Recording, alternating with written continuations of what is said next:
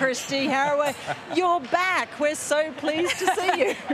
I know, I've been saying that for the last 2 or 3 years. I was going to retire, didn't I? That's why I've never said I've retired in case I was going to come back. But, you know, it's so hard to walk away from this group. It's such a great group. We get along so well.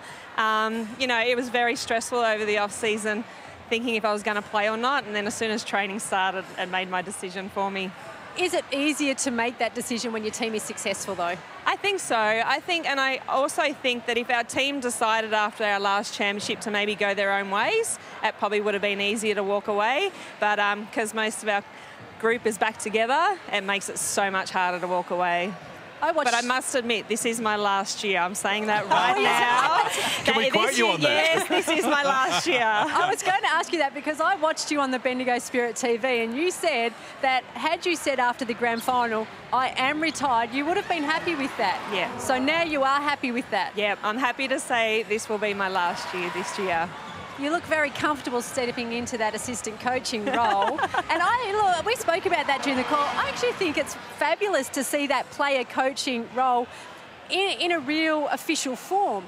Is it something that you want to make the progression towards? Yeah, I think so. I think... You relieve Dad? Yeah. Can you unseat him? It's always easier being an assistant coach, I think. You know, it's always easier as a guard to pop up and say what you think as a timeout. Standing there as a coach is a completely different thing, and I know it would be hard to do. And, you know, but I think right now I'm having that balance of more...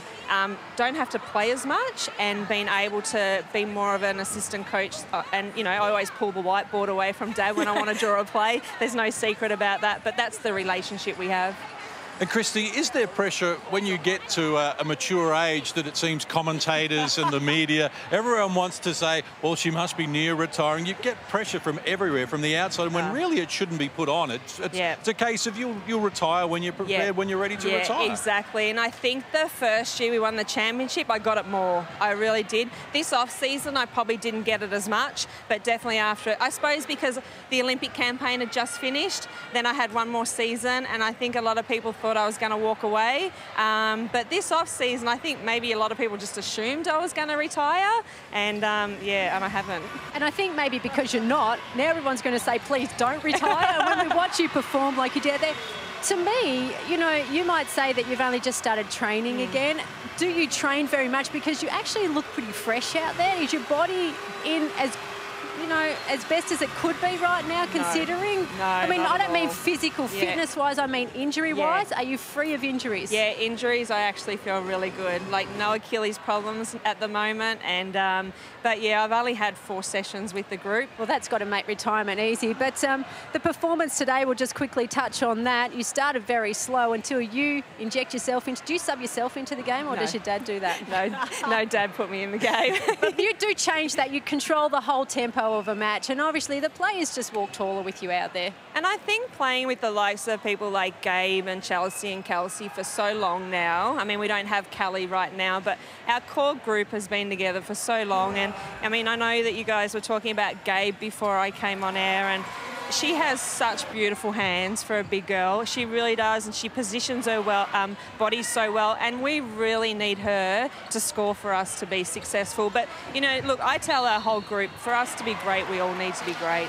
I just want to ask you a quick question. I know I was touched on it one other time with an interview with you, because we haven't really seen an heir apparent through the Opals group when you were playing.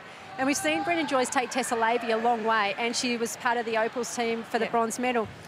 Do you have to take an active involvement in her development to make her the next Kristi Harrower? I think she came up to me after the Townsville game and she wanted to sit down and really learn our offenses inside and out, because we run so much structure. We have wrinkles to every different play.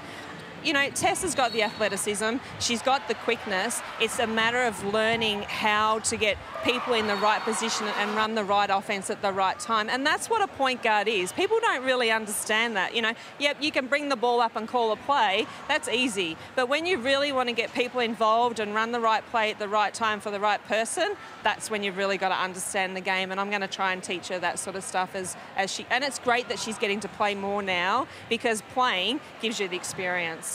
Well, we could let you two keep having your Point Guards Confederation down the end there, but Kristi, we do have to let you go warm down. Thank you very much for your time. All the best for your trip up the Calder Highway. Thank you.